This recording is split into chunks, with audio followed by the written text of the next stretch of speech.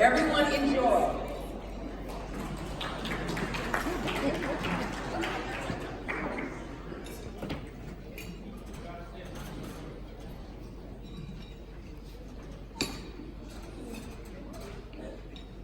There's a call on your life. Let's start there. There's a call of God on your life. There is something that God has sovereignly chosen to do through you, that he has likewise sovereignly chosen not to do through anyone else. We revisit this man Moses on the top of this mountain.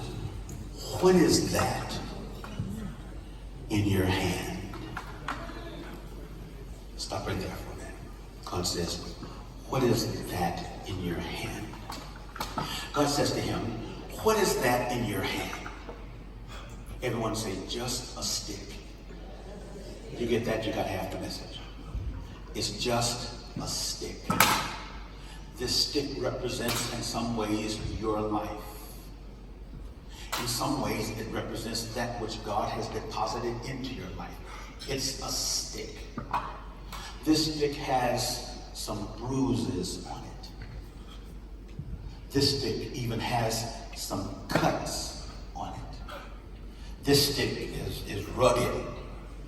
This stick has been through something, but it's just a stick. In this journey so far, you have acquired a stick. Everyone say a stick. It's just a stick. There's nothing fancy about this stick. It's a very common object in the culture of the time. It was cut from a tree. It's not straight. It has cracks and bruises on it. It's rugged. It's not particularly attractive. It's just a stick. And yet God is about to do a miracle with a stick. A stick that is bruised. A stick that's been battered. A stick that's been used. A stick that's not very attractive.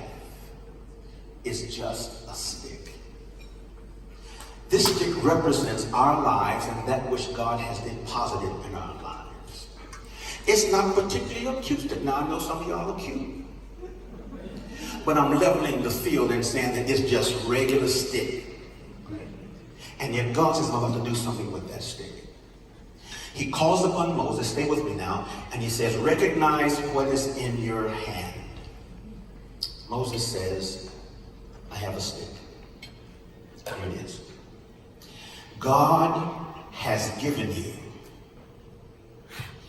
everything you need to be everything he's called you to be. A stick, there's a talent. A stick, there's a gift. A stick, there's a dream. A stick, there's a skill that God has deposited into your life. Listen to me. And it is that stick that God has given you that has already qualified you and prepared you for the next season of your life. Moses is about to move into a new season. And God wants him to know that you already have what you need. And so God says, look at what's in your hand. Because God has already given you what you need to succeed. No more excuses. Why this miracle on the hill? Because it's not for you. It's a demonstration to those who will see what I'm going to do through you. And when they see what I've done through you, they'll come to know that it was me who did it. He says they might come to believe. What's in your hand? That's God's word to somebody today. What has God already given you? What creative idea, what imagination, what dream, what skill, what ability, what anointing has God given you that he wants to use for his glory? You've got something. What's in your, David, what's in your hand? I'm standing before the Philistine giant, and all I have in my hand is a slingshot. But a slingshot in David's hand is the power to drop the giants in your life in the hands of God. Use what you've got in your hand. Little boy, 5,000 folk on the side of a hill, been hungry, haven't eaten all day. What do you have in your hand, little boy? Nothing but a little Happy Meal, 2 fish and 5 loaves of bread. But 2 fish and 5 loaves of bread as a happy meal in a little bitty boy's hand is a miracle in God's hands to feed them. What do you have in your hand? Oh, woman whose husband has died, what do you have? All I have is just a little flour and a little bit of oil. But when you put what you have in your hand in God's hand, the oil will never run out and the flour will never run out, and there's a miracle in your... Who am I talking to today? You don't have to wait and go and get it. God has already given it to you.